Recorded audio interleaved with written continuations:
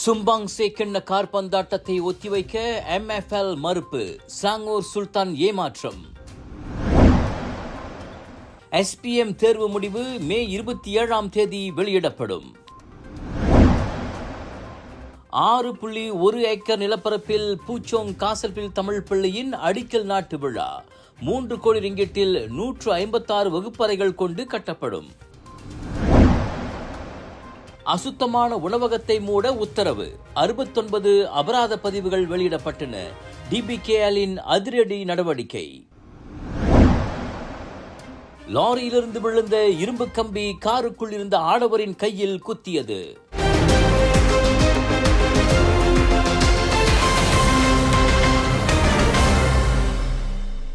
நாளை நடைபெற திட்டமிடப்பட்டுள்ள சும்பாங்சே கிண்ண காற்பந்தாட்டத்தை ஒத்திவைக்கும் ஸ்லாங்கூர் FC-யின் கோரிக்கையை MFL எனும் மலேசிய காற்பந்து லீக் நிராகரித்தது தொடர்பில் ஸ்லாங்கூர் சுல்தான் ஷராஃபுடின் இட்ரிஷா ஏமாற்றத்தை வெளிப்படுத்தியுள்ளார்.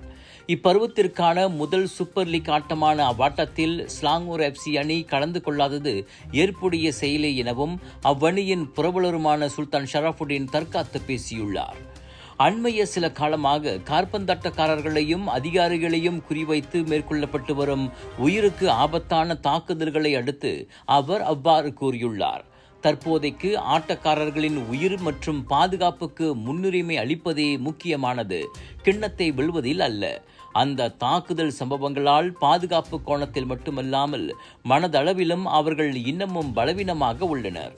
அதனால் நிலைமை சீரடையும் வரையில் அவர்கள் களமிறங்காமல் இருப்பது சரியான முடிவே என சுல்தான் ஷராஃபுடின் கூறியுள்ளார். அதே சமயம் விளையாட்டு வன்முறையை எதிர்த்து போராடும் நடவடிக்கைகளை தாம் முழு மனதாக ஆதரிப்பதாகவும் ஷா ஆலம் அரண்மனை வெளியிட்டுள்ள ஒரு அறிக்கையின் வாயிலாக சுல்தான் ஷராஃபுடின் கூறியுள்ளார்.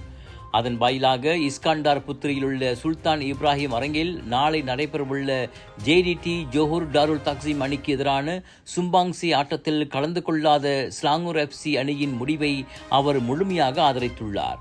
அந்த ஆட்டத்தில் கலந்து கொள்வதில்லை என்ற முடிவை தொடர்ந்து ஸ்லாங்கூர் FC அணி எந்த ஒரு நடவடிக்கையையும் எதிர்கொள்ள தயாராக உள்ளதாகவும் சுல்தான் குறிப்பிட்டுள்ளார்.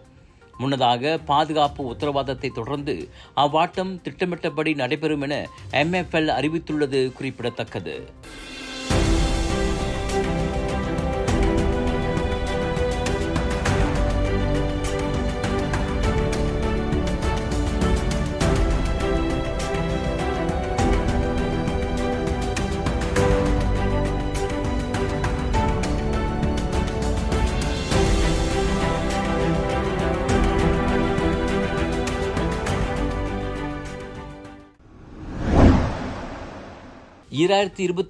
ஆண்டுக்கான SPM எனும் சிஜில் பிளாஜரான் மலேசியா தேர்வு முடிவுகள் மே 27 வெளியிடப்படும் என கல்வி அமைச்சு தெரிவித்துள்ளது. அன்றைய நாள் காலை மணி 10 தொடங்கி மாணவர்கள் தத்தம் பள்ளிகளுக்கு சென்று தேர்வு முடிவுகளை பெற்றுக் கொள்ளலாம் என ஒரு அறிக்கையின் வாயிலாக இன்று கல்வி அமைச்சு கூறியுள்ளது. தனியார் முறையில் தேர்வு எழுதிய மாணவர்களுக்கு தபால் வாயிலாக முடிவுகள் அனுப்பி வைக்கப்படும், அல்லது மாநில கல்வித்துறையில் அவர்கள் தங்கள் முடிவுகளை சரிபார்த்துக் கொள்ளலாம். பொது அல்லது தனியார் முறையில் தேர்வு எழுதியவர்கள் இம்மாதம் 27 காலை மணி 10 முதல் ஜூன் 2 மாலை மணி 6 வரையில் myresultspm.moe.gov.my எனும் இணைய அகப்பக்கம் வாயிலாகவும் தங்கள் தேர்வு முடிவுகளை சரிபார்த்துக் கொள்ளலாம் என கல்வி அமைச்சு தனது அறிக்கையில் குறிப்பிட்டுள்ளது. 1588 என்ற எண்ணுக்கு குறுஞ்செய்தி அனுப்பியும் மாணவர்கள் தங்கள் முடிவுகளை தெரிந்து கொள்ளலாம். நாடு முழுவதும் திறக்கப்பட்ட 3340 தேர்வு மையங்களில் மொத்தம் 3,95,870 பேர் 2023 SPM தேர்வை எதிர்கொண்டார்கள் என்பது குறிப்பிடத்தக்கது. சுவாச பிரச்சனை, சளி, இருமலுக்கு உகந்த தீர்வு சைலஜா பேபி ஹெர்பல் கிரீம். துளசி, கரிஞ்சீரகம், கிராம்பு போன்ற மூலிகைகளால் கொண்டு தயாரிக்கப்பட்டுள்ள சைலஜா பேபி ஹெர்பல் கிரீம் உங்கள் குழந்தைக்கு சிறந்த தேர்வு. பூச்சோங் காஸ்டல்ஃபில் தமிழ் பள்ளியின் புதிய கட்டட அடிக்கல் நாட்டு விழா நேற்று மிகவும் விமரிசையாக நடந்தேறியது. சுமார் 6.1 ஏக்கர் நிலத்தில் 3 கோடி ரிங்கேட்டில் கட்டப்படும் காஸ்டல்ஃபில் தமிழ் பள்ளி 18 மாதங்களில் பூர்த்தியடையும் என்று போக்குவரத்து அமைச்சர் அந்தனி லாக் தெரிவித்தார். கடந்த 2014 அப்பள்ளியின் புதிய கட்டடத்தை நிர்மாணிப்பதற்கான ஒப்பந்தம் கையெழுத்தான போது பல காரணங்களுக்காகவும் நிதி பற்றாக்குறையினாலும் தொக்கி நின்றது. ஆனால் இன்று அரசாங்கத்தினாலும் தனியார் நிறுவனத்தின் வழியும் கிடைத்த உதவியால் சாத்தியமாகியுள்ளது என பள்ளியின் வாரிய தலைவர் குமார் சுப்பிரமணியம் தெரிவித்தார். பல இன்னல்களுக்கு பிறகு 10 வருட இன்னல்களுக்கு பிறகு இன்று அடிக்கல் நாட்டு விழா நடந்ததற்கு இந்த 3 தலைவர்களும் முக்கிய காரணம். மத்திய அரசு எங்களுக்கு 20 மில்லியன் ரிங்கிட் பயிற்சியை கொடுத்துருந்தாங்க. மாநில அரசு எங்களுக்கு 6 ஏக்கர் நிலம் கொடுத்துருந்தாங்க. மேற்கொண்டு வரக்கூடிய செலவுகளுக்கு டிஎம்ஐஎம்ஐ குழும தலைவர் டாக்டர் சுப்பிரமணியம் பிள்ளை பொறுப்பேற்றுள்ளார். இந்த அடிக்கல் நாட்டு விழாவில் சிறப்பு வருகை அளித்த சிலாங்கூர் மாநில மந்திரி விசார் டாக்டர் ஸ்ரீ அமீருடின் ஷரி தனது மனமார்ந்த வாழ்த்துகளையும் பள்ளியின் கட்டுமானத்திற்கு தனது முழு ஆதரவும் இருக்கும் என்றும் உறுதியளித்தார். இந்த நிகழ்ச்சி சிலாங்கூர் மாநிலத்தில் உள்ள ஒரு மாவட்டத்தில் ஒரு பள்ளிக்கான விழாவாக இருந்தாலும் இது மாநிலத்திற்கும் நாட்டிற்கும் உள்ள ஒற்றுமையின் பலனை வெளிப்படுத்துகிறது என்றார். 10 ஆண்டுகால சிக்கலை நமது ஒற்றுமையின் வழியே இன்று களைய முடிந்தது. அதற்கு இந்த விழாவே ஒரு சிறந்த எடுத்துக்காட்டு என்று சுட்டிக்காட்டினார். இதனிடையே தற்போது பள்ளி அமைந்திருக்கும் இடத்திலிருந்து சுமார் 1 கிலோமீட்டர் தொலைவில் அமைந்துள்ள நிலப்பரப்பில் 4 மாடி கட்டிடத்தில் 156 வகுப்பறைகளுடன் அப்பள்ளி பிரம்மாண்டமாக அமைந்து காட்சியளிக்க உள்ளது. 10 ஆண்டு கால போராட்டத்திற்கு பிறகு அனைவரின் ஒத்துழைப்பின் வெற்றிக்கு சான்றாக அப்பள்ளியின் புதிய கட்டிடத்தை எழுப்புவதற்கான அடிக்கல் நாட்டு விழா சிறப்பாக நடைபெற்றதென மகிழ்ச்சியுடன் தெரிவித்துக் கொண்டார் பள்ளியின் தலைமை ஆசிரியர் கற்பகம் கிருஷ்ணசாமி. இன்று நம் பள்ளியின் அடிக்கல் நாட்டு விழா மிக விமரிசையாக நம்முடைய புது நிலத்தில் நடைபெற்றது. இந்த பள்ளி கட்டுவதற்காக ஏறக்குறைய 10 ஆண்டுகள் பல போராட்டங்களையும் பல சோதனைகளையும் கடந்து இன்று ஒரு சாதனை படைத்துள்ளோம். இந்த சாதனைக்கு காரணம் நம் பள்ளியில் உள்ள அனைத்து மக்களும், பள்ளியின் வாரியம், பெற்றோர் ஆசிரியர் சங்கம், பள்ளியின் முன்னாள் மாணவர் சங்கம், பள்ளியின் ஆதரவாளர் குழு அனைவரும் இணைந்து இந்த வெற்றியை இன்று கொண்டாடி கொண்டிருக்கின்றோம். ஒவ்வொரு தமிழ் பள்ளியிலும் இம்மாதிரியான ஒற்றுமை இருந்தால் நிச்சயமாக பல சாதனைகளை நாம் அடைய முடியும் என்று கூறிக்கொள்கின்றேன்.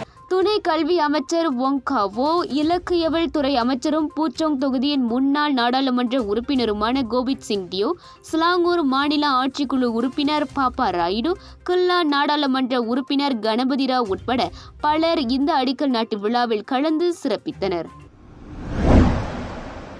தலைநகரில் மிகவும் அசுத்தமாக அருவருக்கத்தக்க சூழலில் காணப்பட்ட உணவகம் ஒன்றை உடனடியாக மூட டிபிகேஎல் கோலாலம்பூர் மாநகர் மன்றம் உத்தரவிட்டுள்ளது.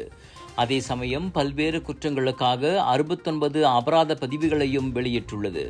லம்பா பந்தாய் நாடாளுமன்ற தொகுதியிலுள்ள மிட் வேலி மெகா மால் பேரங்காடி, ஜலான் ஹூஜான் அம்மாஸ் செப்புத்தே நாடாளுமன்ற தொகுதியிலுள்ள ஜலான் ஹூஜான் ராமாட் சிராஸில் உள்ள ஜலான் மெட்ரோ புடு, புக்கிட் பின்தாங்கில் உள்ள மிட்ஸ்வி ஷாப்பிங் பார்க், லாலாபாட், சிகாம்பட்டிலுள்ள சன்வே புத்ரா மால் ஆகிய பகுதிகளை குறிவைத்து மேற்கொள்ளப்பட்ட சோதனையில் அந்நடவடிக்கை எடுக்கப்பட்டது. அச்சோதனையின் போது மொத்தம் 88 வளாகங்கள் சோதனைக்கு உட்படுத்தப்பட்டன.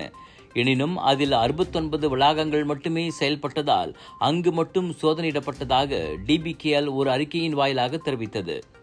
அதில் ஒரு வளாகத்திற்கு எதிராக 1983 ஆண்டு உணவு சட்டத்தின் கீழ் உடனடியாக மூட உத்தரவு பிறப்பிக்கப்பட்டது. அதோடு சுத்தத்தை பேணாதது, பணியாளர்கள் மற்றும் சுற்றுச்சூழலை உட்படுத்திய விவகாரங்கள் தொடர்பில் 69 அபராத பதிவுகள் வெளியிடப்பட்டதையும் அந்த அறிக்கையின் வாயிலாக டிபிகேஎல் உறுதிப்படுத்தியுள்ளது.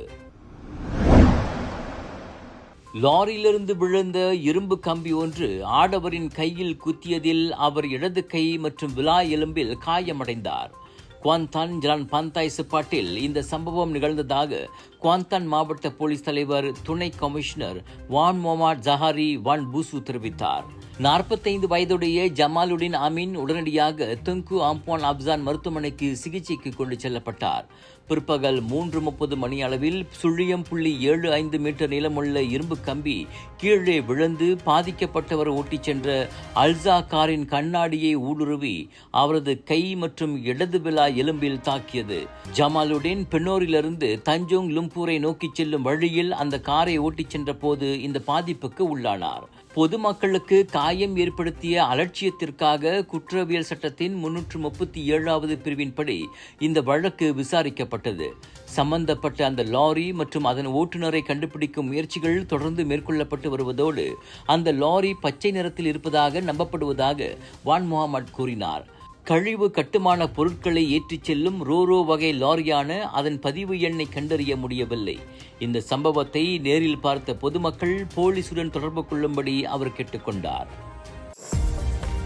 இந்தியாவுக்கான 1 மாதம், 1 வருடம் மற்றும் 5 வருடத்திற்கான இ-விசா வேண்டுமா?